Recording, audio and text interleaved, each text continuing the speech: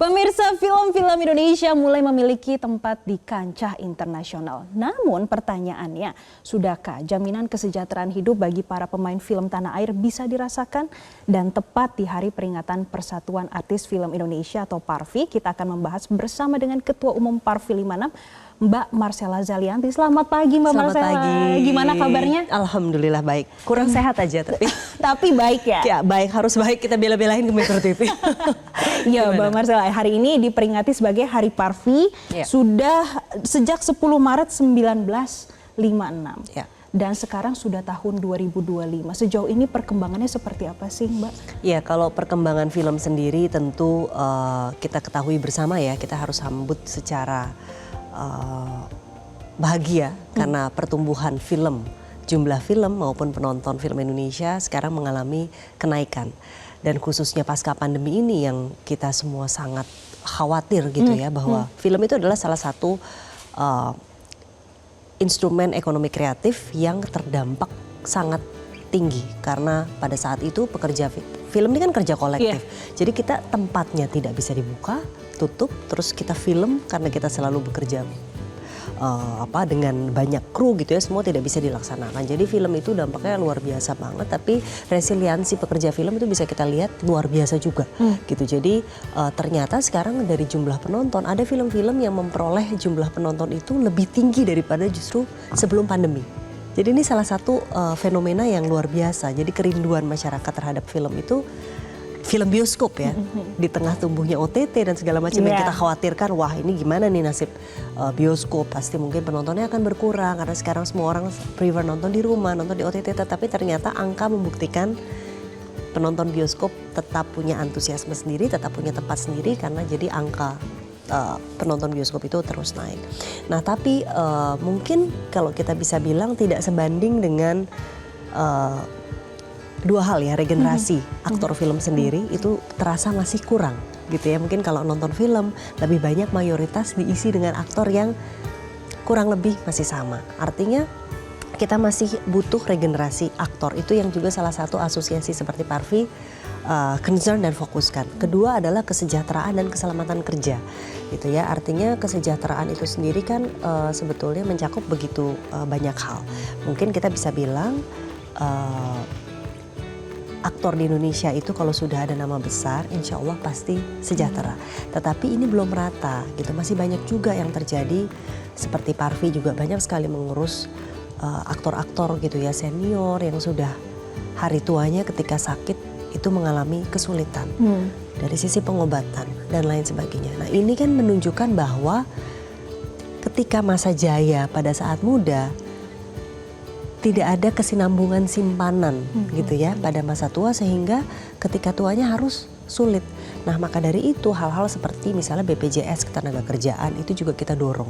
Karena hal-hal itu penting sekali untuk ketika kita tidak hanya sakit, tetapi ketika kita terjadi kecelakaan dalam keberangkatan kerja, kepulangan kerja, tidak hanya di lokasi. Dan itu ternyata juga memperoleh manfaat yang kita tidak tahu, ternyata manfaatnya luar biasa. Hal-hal seperti itu. Jadi mungkin sekarang ini kita lebih kepada mendorong terus ya bagaimana kesejahteraan pekerja film, terutama aktornya itu juga bisa berbanding sama gitu dengan kemajuan pertumbuhan film itu sendiri dan jumlah penonton. Salah satunya soal royalti gitu ya.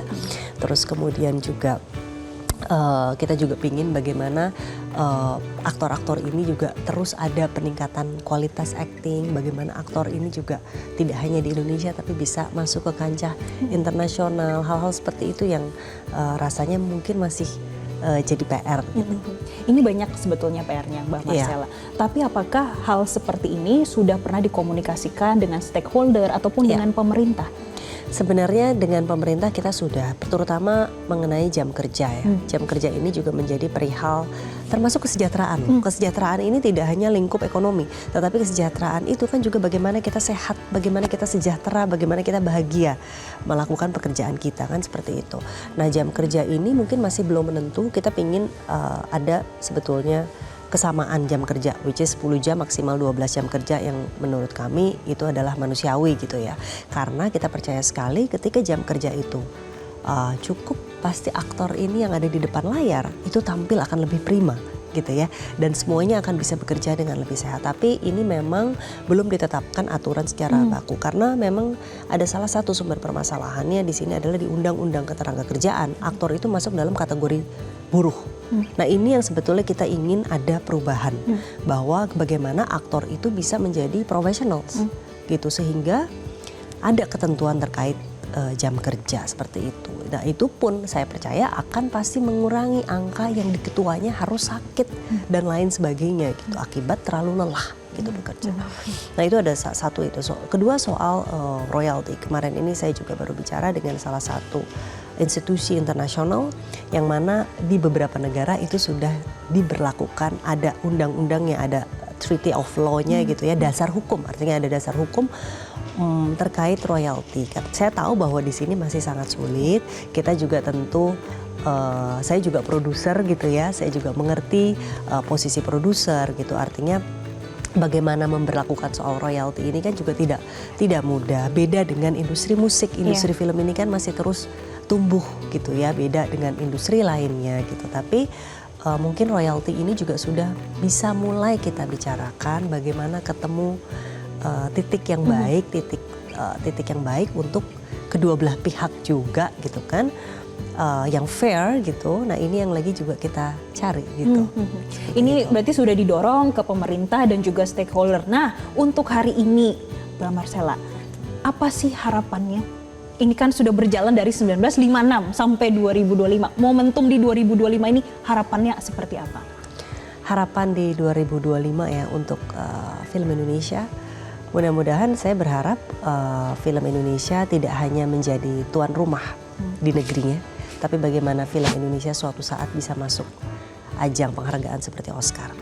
Ya, itu tidak hanya ditentukan oleh bagaimana kualitas daripada kreator-kreator kita, tetapi bagaimana peran pemerintah benar-benar hadir. Karena ketika masuk kancah internasional itu tidak hanya kualitas filmnya, tetapi perlu didorong dengan promosi, perlu didorong dengan kehumasan, PR-ing gitu yang tepat. Jadi harus ada blueprint, harus ada strategi yang bagus gitu untuk bagaimana film kita ini bisa betul-betul menjadi medium diplomasi budaya kita. Dan saya juga berharap paling tidak kita punya minimal satu film gitu ya Indonesia yang mengangkat nasionalisme, mengangkat pahlawan-pahlawan kita gitu ya, khususnya Indonesia yang bisa menjadi kebanggaan kita, tetapi juga bisa menjadi membawa nama Indonesia di kancah internasional. Kemudian kedua, kesejahteraan pekerja film, kesejahteraan para aktornya.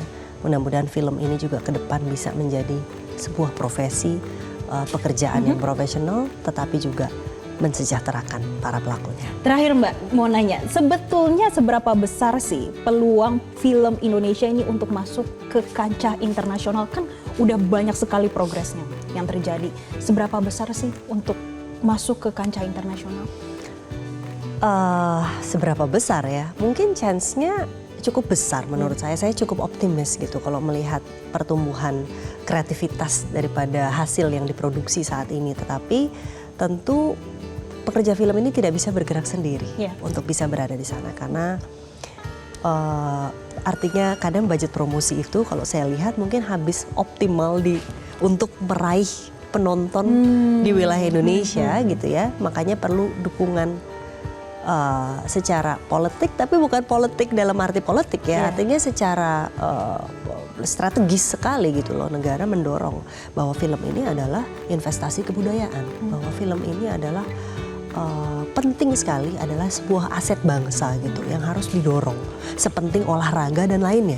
Nah sampai di situ dulu harus mindsetnya gitu. Jadi seperti Korea, mereka punya blueprint untuk film ini adalah menjadi penggerak gitu ya, ekonomi kreatif dan kebudayaan. Nah, saya harap Indonesia bisa ke sana selama semuanya kompak, artinya punya strategi yang baik gitu ya, dan kehadiran negara yang optimal. Kehadiran negara ini sangat penting ya, penting. Berarti Mbak Marcella. Terima kasih Mbak Marcella sudah memberikan insight-nya bagi pemirsa Selamat Pagi Indonesia di Metro TV. Terima kasih. Jelajahi cara baru mendapatkan informasi. Download Metro TV Extend sekarang.